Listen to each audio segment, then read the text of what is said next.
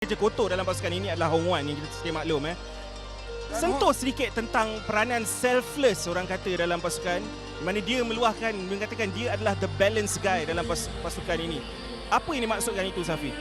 Dia buat segala kerja kotor dan dia tak pergi menyerang pun. Dia stay back dan dia rampas bola, dispute bola tu kepada kawan yang lebih ada ruang untuk membuat pergerakan. Macam ball winner lah. Ball winner, dia tackle, pergi pressing, siapa yang dekat sekali dia akan pergi pressing. So dia memang kerja macam orang cakap, dia dirty job semua dia buat. Bagi saya dia Hong Wan ni macam era saya dulu lah, macam Mak Zan, Mak Aris lah. Lebih kurang lah, lebih kurang. Betul. Dia akan buat kerja macam tu. Dia memang orang cakap solid lah. Memang dia tempat yang dia berada tu memang itulah tempat dia, Hong Wan. Tapi saya memang kalau boleh hari ini nak highlight Hong Wan lah, sebab daripada awal musim kita boleh nampak tu peningkatan dia, dapat blend dengan pasukan dan kita nampak dia makin hari makin strong. Dan ya, seperti Safi cakap tadi, saya setuju, dia memang akan buat kerja kotor, kerja yang untuk menghadang setiap pergerakan yang cuba dibina oleh pasukan pihak lawan. Dan Alright. ya, saya berharap Hong Wan dapat bermain pada hari ini dengan Saya baik. petik kata-kata awak. Awak kata nak highlight Hong Wan Ya. Okey, sebab awak cakap Nizaruddin memang kita nak highlight Hong Wan. So kita ada sediakan satu package khas yang kita nak korang tengok untuk mendapat pemahaman dengan lebih detail apa yang dilakukan oleh Hong Wan itu sendiri bersama dengan rakan-rakan Bola Itu Live. Curious about this, because when we talk about the JDT midfield in general, you're talking about a department that is filled with incredible technical quality. I mean, you just listed out some names, right? Shame Kuti, very different as a player to perhaps Afiq Fazail, who is also again very different to someone like Nazmi Faiz. And then Safiq, right? And then you got Nacho Insa, right, who is on a completely different pedestal altogether. And then you got Endrick coming in as well. So technically, there's very different propositions being offered by everyone.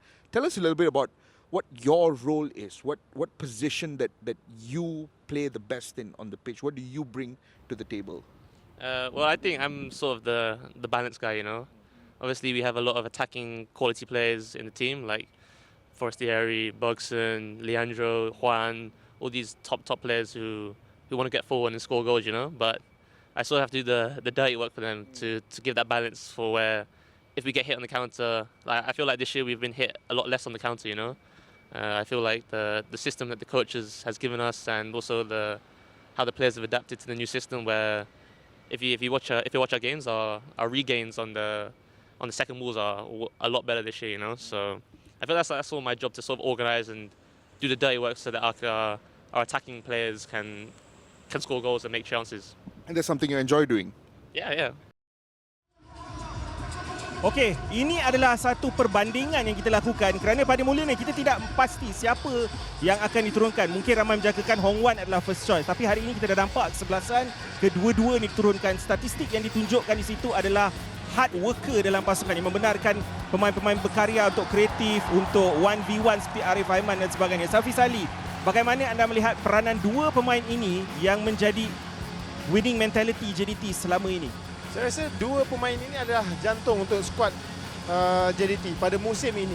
Bukan sahaja untuk malam ni, tapi pada musim ini. Kerana mereka dua inilah yang menggerakkan pergerakan JDT di bahagian tengah. Hong Wan akan buat dirty job.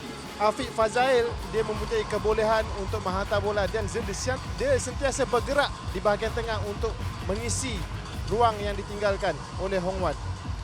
Jadi Saya setuju. Sebab apa? Sebelum ni pun saya dah bincang dengan Niza, Afiq dengan Hong Wan ni kira diorang punya key di bahagian tengah.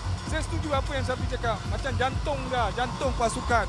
Bila mereka bergerak dengan baik, tim akan menjadi lebih menarik. sebab sebelum ni kalau kita perhatikan, kalau kita tahu Afiq Fazail tak ada gandingan macam Hong Wan. Afiq Fazail macam keseorangan di bahagian tengah.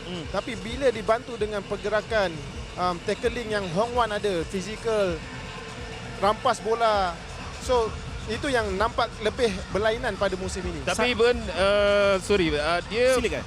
peranan mereka ni defensive midfielder, selalunya mereka akan minimize dengan bola. Jadi mereka akan bermain dengan hantaran yang mudah.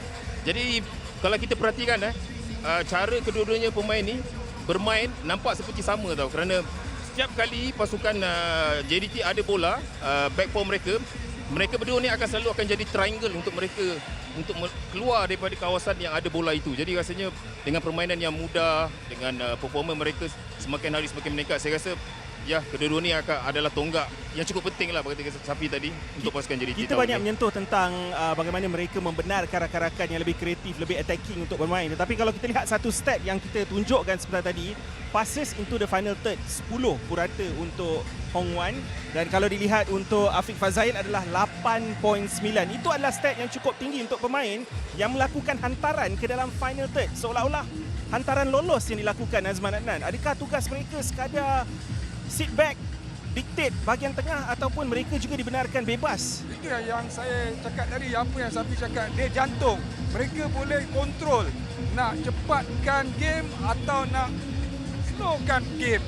Itulah kelebihan Afiq dan juga Hong Wan. Jadi dua-dua ni bagi saya setuju dengan Niza cakap, mereka ni lebih kurang sama aja. Kadang-kadang mereka akan main simple football. Itu kelebihan mereka. Pass completion rate 93%, 91%. Itu adalah peratusan yang sangat tinggi, mengatakan kepada saya, Safiz Ali, bahawa mereka adalah pemain yang jarang hilang bola. Ya, betul. Mereka memang simple macam Niza cakap. Dia try to main simple lah. Tapi apa yang kita dapat lihat selama ini, Hong Wan banyak melakukan hantaran jauh ke middle third dan attacking third. Afiq Fazail dia suka bermain secara dekat, want to pass and move dan mencari ruang untuk bergerak. So itu statistik yang menunjukkan, dan saya setuju memang Hong Wan dan Afiq Fazail ada kelebihan masing-masing, dan JDT beraksi bahagian serangan bebas dengan dua pergerakan pemain ini. Ben, kejap. Bila Hong Wan dengan Afiq ni lah, bila semua pemain pasukan JDT yang berada dalam kesebelasan ataupun 10 orang boleh hold bola dengan selamat dan boleh deliver balik dekat pemain yang hantar kepada mereka, saya rasa itu yang membuatkan peranan Hong Wan dan juga Afiq menjadi lebih mudah. Dan ya, saya rasa mereka seharusnya bila ada bola dan mereka akan bermain dengan mudah seperti saya cakap tadi, membuat hantaran jauh dan sesekali akan naik sedikit, tidak terlalu jauh ke hadapan. Dan ya, dengan pemain-pemain di sekeliling yang bagus, saya rasa Hong Wan tahun ini memang saya rasa pemain yang menjadi tumpuan lah untuk pasukan JDT. Betul. Bagi saya Blackburn, kelebihan mereka dibantu oleh pemain-pemain yang berkualiti di bahagian serangan. Itu yang memudahkan mereka bermain. Itu pandangan saya lah. Kerana bahagian serangan mereka semuanya berkualiti.